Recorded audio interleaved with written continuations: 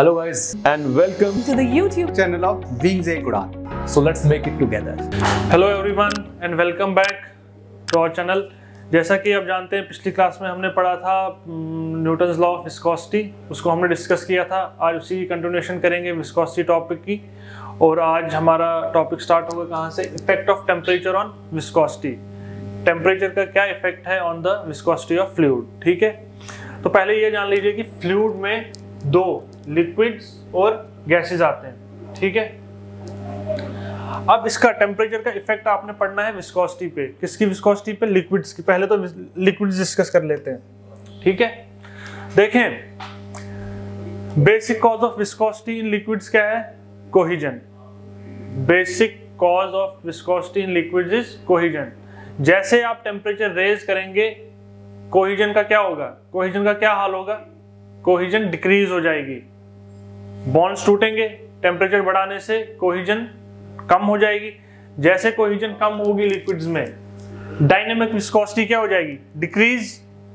If you increase the temperature in liquids, in case of liquids अगर आप temperature increase करते हैं, basic cause of viscosity that is cohesion decrease कर जाएगा। और ऑब्वियसली जब basic cause of viscosity he decrease हो गया, कोहिजन डिक्रीज हो गया, तो डायनेमिक विस्कोसिटी क्या हो जाएगी? डिक्रीज। ठीक है, समझ आ गया? when temperature is increased, dynamic viscosity decreases in liquids. But kinematic viscosity के साथ क्या होता है? Kinematic viscosity also decreases. Kinematic viscosity also gets decreased. But ज्यादा डिक्रीज किसमें आता है? ज्यादा मैग्निफिसेंट डिक्रीज किसमें आएगा? काइनेमेटिक विस्कोसिटी में। देखिए मैंने दिखाया आपको, एक arrow down means dynamic viscosity भी डिक्रीज होगी, काइनेमेटिक विस्कोसिटी भी डिक्रीज होगी, लेकिन ज्यादा डिक्रीज किसमें आएगा? Kinematic viscosity of liquid. Kinematic viscosity of liquid will decrease more as compare to dynamic viscosity. Decrease दोनों होंगे, लेकिन ज्यादा डिक्रीज किसमें होगा? काइनेमेटिक विस्कोसिटी में। क्यों होगा वो आपको जानने की जरूरत नहीं है, बस याद रखें what is the effect. Dynamic viscosity decreases as temperature increases as well as kinematic viscosity gets decrease. लेकिन ज्यादा डिक्रीज किसमें? काइनेमेटिक विस्कोसिटी में। समझ आ गया? Now let's move on to gases. Gases के केस में क्या होगा? जैसे ही आपने टेम्परेचर इंक्रीज किया, once you increase the temperature energy of the system will increase. उससे क्या होगा? Randomness of the system will increase. Randomness means एक मॉलिक्यूल और दूसरा मॉलिक्यूल अब ज्यादा तेजी से एक दूसरे से टकराएंगे, they will collide more often with each other. अच्छा, बात कोहिजन की। गैसेस में तो वैसे ही कोहिजन क्या होती है? ऑलमोस्ट नेग्लिजिबल, निल। गैसेस में cohesion is nil. And what is the basic cause of viscosity in gases? जो मैंने आपको कहा था, momentum transfer. Momentum transfer is the basic cause of, आप समझे कि मोमेंटम ट्रांसफर की वजह से जो विस्कोसिटी है गैसेस में। कोहिजन तो वैसे ही निल है। तो जैसे ही आपने टेम्परेचर बढ़ाया, randomness of the molecules increase होगी। जैसे ही रैंडमनेस इंक्रीज हुई, they will offer more resistance to flow, यानी resistance of flow will increase. and what is viscosity? Resistance to flow, so dynamic viscosity will increase. What will happen? Dynamic viscosity will increase. But what will happen to kinematic viscosity? Kinematic viscosity will also show increase, but it will show more increase as compared to dynamic viscosity. याद रहेगा, liquid के case में दोनों चीजें decrease हो जाती है, लेकिन ज्यादा डिक्रीज क्या होती है? Kinematic viscosity. और गैसेस के केस में दोनों चीजें इंक्रीज हो जाती हैं, लेकिन ज्यादा इंक्रीज क्या होता है? Kinematic viscosity. ठीक है, समझ आ गया? ये क्यों होता है? देखें, kinematic viscosity is dynamic viscosity divided by density. जैसे ही आपने टेम्परेचर बढ़ाया, डेंसिटी क्या हो जाती है? डिक्रीज हो जाती है। तो डिनोमिनेटर में डेंसिटी है, ये डिक्रीज हो गया, तो काइनेमेटिक विस्कोसिटी में ज्यादा इफेक्ट दिखता है। तो kinematic viscosity is increase more as compare to dynamic viscosity. समझ आ गया? चलो आगे बढ़ते हैं। Now most important property surface tension. अभी हम सरफेस टेंशन जो एक प्रॉपर्टी रह गई थी, इसको डिस्कस करेंगे। क्या होता है सरफेस टेंशन, क्यों होता है, इसके इफेक्ट्स क्या हैं, कहां कहां आपको देखने को मिल सकती है सरफेस टेंशन, वो मैं आप डिस्कस करूंगा। देखें, आप एक सिस्टम मान लीजिए, ये जार है, इसमें पानी भरा हुआ है। ठीक है, जो कुछ मॉलिक्यूल जो हैं बीच में, इनको बोलते हैं बल्क मॉलिक्यूल्स, ठीक है, जो अंदर है, पानी में है। कुछ मॉलिक्यूल सरफेस पे होंगे, surface means at the interface of your atmosphere, यानी एयर और वाटर का जो इंटरफेस है वहां पे भी कुछ मॉलिक्यूल्स होंगे। जैसे कि नाम से ही आपको पता चलेगा surface tension, this surface tension is a phenomena happening on surface. ये कहां पे मसला चल रहा है? सरफेस पे ही, ठीक है। अब होता क्या है, जो आपके बल्क मॉलिक्यूल्स हैं दे आर स्टेबल। देखें, दुनिया में हर कोई चीज क्या चाहती है? स्टेबिलिटी चाहती है। Instability is not liked by anyone. हर कोई चाहता है कि मेरी लाइफ में स्टेबिलिटी हो, and same is the case with these molecules. थोड़ा इसको एनालॉजी से समझते हैं, थोड़ा इसको डिफरेंट वे में समझते हैं। ये मॉलिक्यूल्स खुश हैं अपनी जगह, दीज मॉलिक्यूल्स, कि हम स्टेबल हैं, इनको हर तरफ से बराबर का पुल मिल रहा है। तो जब हर कोई चीज बराबर हर साइड से खींचेगी तो ये क्या होंगे? स्टेबल। बट ये जो 3 मॉलिक्यूल्स हैं जिनकी मैंने नंबरिंग 1, 2 एंड 3 कर रहा हूं, ये इतने लकी नहीं है कि इनको स्टेबिलिटी मिले। फिलहाल बाद में बताऊंगा, ये भी स्टेबिलिटी अटेन कर लेते हैं, लेकिन कैसे कर लेते हैं? थोड़ा ये जुगाड़ लगाते हैं, कुछ और रिसोर्सेज यूज करके ये स्टेबिलिटी अटेन करते हैं। देखें, ये जो मॉलिक्यूल नंबर 1, 2 एंड 3 है, ये आधा मॉलिक्यूल वाटर में है और आधा एयर में है। और ऑब्वियसली वाटर मॉलिक्यूल्स की cohesion is more than adhesion. Cohesive forces will be more than adhesive forces. मतलब इसका नेट जो पुश पुल होगा वो नीचे की तरफ होगा। ऑन मॉलिक्यूल 1, 2 एंड 3 नेट पुल कहां की तरफ होगा? नीचे की तरफ। अगर नेट पुल नीचे की तरफ होता, ज्यादा पुल नीचे की तरफ होता, तो क्या होता? सरफेस पे तो कभी कोई मॉलिक्यूल रहता ही नहीं। अगर सरफेस पे कोई मॉलिक्यूल रहेगा नहीं तो इंटरफेस बनेगा नहीं। ये नीचे जाएगा, फिर कोई ऊपर आएगा, ये नीचे जाएगा, इसकी जगह कोई दूसरा मॉलिक्यूल आएगा, तो ये तो चलता ही रहेगा। बट ऐसा होता नहीं है। क्यों नहीं होता है? ध्यान से समझना है, इसी बात को समझना है कि क्यों ऐसा नहीं होता है। नेट फोर्स तो नीचे की तरफ लग रहा है ना, लेकिन फिर भी ये नीचे नहीं आएगा, ये ऊपर ही सरफेस पे रहेगा। इसकी क्या वजह है?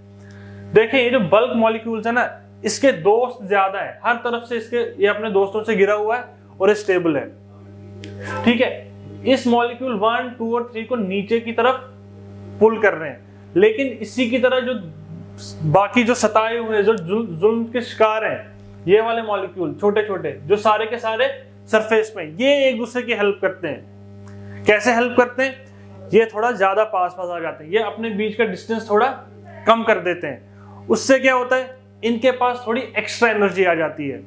जो इस मॉलिक्यूल 1 के पड़ोसी है ना, पड़ोसी मॉलिक्यूल्स, उनके पास थोड़ी सी एक्स्ट्रा एनर्जी आ जाती है, और उसी एक्स्ट्रा एनर्जी की वजह से वो इसको ऊपर पकड़ के रखते हैं। तो सरफेस टेंशन को अगर आपने समझना है, व्हाट इज सरफेस टेंशन?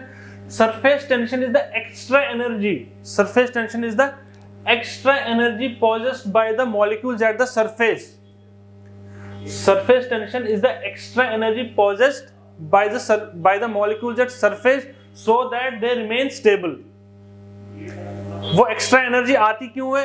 क्योंकि ये जो सरफेस में मॉलिक्यूल्स होते हैं एक दूसरे के ज्यादा पास आ जाते हैं as compare to the molecules inside the fluid. जब ज्यादा पास आ गए तो ज्यादा एनर्जी आ गई। यही जो एक्स्ट्रा एनर्जी इनके पास है ना, सरफेस मॉलिक्यूल्स के पास जो एक्स्ट्रा एनर्जी है, थोड़ी सी एक्स्ट्रा एनर्जी जो इनके पास है, उसी एनर्जी को क्या बोलते हैं? मतलब आप कन्वर्ट करेंगे किसमें? सरफेस टेंशन में। So extra energy possessed by these surface molecules per unit area is the surface tension. बात समझ आ गई? देखिए, होना क्या चाहिए था ideally? Molecule 1, 2 and 3 should have been pushed down, but ऐसा हुआ नहीं। क्यों नहीं हुआ? क्योंकि molecules at surface come closer and have some extra energy to attain stability. ठीक है, ओके। इसको समझते हैं एक और एनालॉजी से। फॉर एग्जांपल, आपने रोप लिया हुआ है, बिल्कुल स्ट्रेट है। इसी रोप पे अब मैं क्या करता हूं, एक पत्थर रख देता हूं, तो क्या होगा? It will sag, your rope will sag. Analogy से समझे, जो ये रोप है ना, इस रोप के सारे मॉलिक्यूल्स क्या हैं? समझे, ये है मॉलिक्यूल्स एट सरफेस। ठीक है, ये पत्थर क्या है? डाउनवर्ड पुल। अगर मैं पत्थर रखता हूं तो होना क्या चाहिए था? सैग आना चाहिए था इसमें। लेकिन वाटर मॉलिक्यूल जो वाटर इंटरफेस से सरफेस, उस पर सैग नहीं आता है। क्यों नहीं आता है? देखें, जैसे ही आपने पत्थर रखा मैं इसको दोनों तरफ से खींच लेता हूं। जब मैं इस रस्सी को दोनों तरफ से खींचूंगा with a tensile force T, ये दोबारा स्ट्रेट हो जाएगी। This tensile force, this extra energy, या काम करना है ना, वाटर मॉलिक्यूल्स को काम करना है, work is a form of energy. This extra energy possessed by the surface molecules to stretch back is known as surface tension. So energy, extra energy possessed by the surface molecules per unit area, ये जरूरी है, per unit area is known as surface tension. तो surface tension का unit क्या होगा? Newton metre is the unit of energy divided by area. Area का unit क्या है? Metre square. तो मीटर मीटर कट गया, तो सरफेस टेंशन का यूनिट है न्यूटन पर मीटर। बात समझ आ गई? सरफेस टेंशन का यूनिट क्या है? Newton per metre. तो दिस टेंसाइल इलास्टिक जो एक आप समझो शीट फिल्म बन जाती है सरफेस पे, इंटरफेस पे, उसी वो किसकी वजह से? सरफेस टेंशन की वजह से। ठीक है, इसी वजह से आपने देखा होगा जो छोटे छोटे कीड़े होते हैं वो वाटर सरफेस पे चल सकते हैं only because of surface tension. जैसे ही इंसेक्ट बैठता है, अगर उसका वेट इतना ज्यादा ना हो कि वो सरफेस टेंशन को एक्सीड कर जाए, तो वो उस पे चल सकता है। It is counter, the weight of the insect is counter balanced by the stretchable surface tension of the water surface. बात समझ आ गई? ओके। एक और एंगल से, एक और पर्सपेक्टिव से हम सरफेस टेंशन को समझते हैं। For example, this is the surface of the liquid. मैंने कितनी सरफेस ली है? 1 metre length. Now I am talking in terms of length. पहले मैंने कहा था in terms of area. Extra energy possessed by the surface molecules per unit area. Now 1 metre length मैंने surface की ली है। देखो हर एक सरफेस मॉलिक्यूल को किस फोर्स से नीचे आ रहा है? ये डाउनवर्ड पुश कितना है? By force F F F F F। लेकिन इसको काउंटर बैलेंस कौन करता है? इस मॉलिक्यूल के अगल बगल जितने भी मॉलिक्यूल्स होंगे वो पास आ जाएंगे और टेंसाइल फोर्स T लगाएंगे इस पे। इस मॉलिक्यूल पे टेंसाइल फोर्स T लग रहा है, इस मॉलिक्यूल्स पे टेंसाइल फोर्स T लग रहा है, ऐसे हर एक मॉलिक्यूल पे टेंसाइल फोर्स T लगेगा टू होल्ड इट बैक। ठीक है, this tensile force per unit area which is acting on the surface is known as surface tension. तो आप क्या बोलोगे? Tensile force per unit length, इसका नाम भी क्या है? Surface tension. In terms of energy क्या कहोगे? Extra energy per unit area. बात समझ आ गई? ओके, आगे चलें। Our next topic of discussion is rheology. What is rheology? It is a branch of science जिसमें आप क्या करते हैं? स्टडी करते हैं डिफरेंट फ्लूइड्स के बिहेवियर को। डिफरेंट टाइप्स के फ्लूइड्स हैं, उनको वो कैसे बिहेव करते हैं जब उन पे हम स्ट्रेस लगाते हैं, या with respect to the passage of time, वो कैसे फ्लूइड के बिहेवियर की स्टडी का नाम है रियोलॉजी। बात समझ आ गई? ओके, नोट कर लीजिए। First type of fluid, ideal fluid. First type of fluid जो हम पढ़ने जा रहे हैं, आइडियल फ्लूइड। जैसा कि आपको पता है दुनिया में कोई मुश्किल से ही आपको कोई इंसान आइडियल दिखेगा, वैसे ही मुश्किल से ही कोई फ्लूइड आइडियल होता है। मुश्किल से क्या होता ही नहीं है, next to it's impossible. Ideal fluid does not exist. लेकिन आइडियल फ्लूइड जो हम अपनी क्या बोलते हैं एनालिसिस में हेल्प करते हैं, एनालिसिस फ्लूइड के एनालिसिस के लिए हम खुद से ही वहम अपना एक पाल लेते हैं कि एक फ्लूइड इज आइडियल। तो आइडियल फ्लूइड की क्या प्रॉपर्टीज हम मान के चलते हैं? It is incompressible, it is compress नहीं होगा। मैंने कहा था कंप्रेस ना होने का क्या मतलब है? जब आप प्रेशर अप्लाई करेंगे वॉल्यूम चेंज नहीं होगा। ठीक है, point number 1। Point number 2, inviscid है। इनविसिड मींस नो विस्कोसिटी, इसमें बिल्कुल भी कोई विस्कोसिटी नहीं होगी। It will show no resistance to flow. And third, no surface tension. Third क्या है? No surface tension. तो ऐसा फ्लूइड एग्जिस्ट करता ही नहीं है। फॉर एग्जाम्पल वाटर को थ्योरेटिकली हम बोलते हैं इनकम्प्रेसिबल, वाटर को हम इनकम्प्रेसिबल, हालांकि water is compressible, liquids are compressible, but very very very negligible compression होती है वाटर की, लिक्विड्स की। At 1 atmosphere temperature, sorry at 1 atmosphere of pressure, what is density of water? 1005 kg per meter cube। at 100 atm, 100 atmospheric pressure, what is the density? 998 kg per meter cube। तो अगर आप देखेंगे only 0.5% compression होता है, तो it's almost negligible. तो इसीलिए liquids को हम क्या ट्रीट करते हैं? इनकम्प्रेसिबल। ठीक है, बात समझ आ गई। आइडियल फ्लूइड्स की 3 प्रॉपर्टीज हैं। It is incompressible, it has no viscosity and it has no surface tension and it does not exist. ठीक है, चलें आगे बढ़ते हैं। आइडियल तो हो गया। नाउ न्यूटोनियन फ्लूइड, नाम से ही पता चलता है Newtonian fluids are those which obey Newton's law of viscosity. जो न्यूटन्स लॉ ऑफ विस्कोसिटी को क्या करें? ओबे करें, उसी को फॉलो करें। क्या है न्यूटन्स लॉ ऑफ विस्कोसिटी?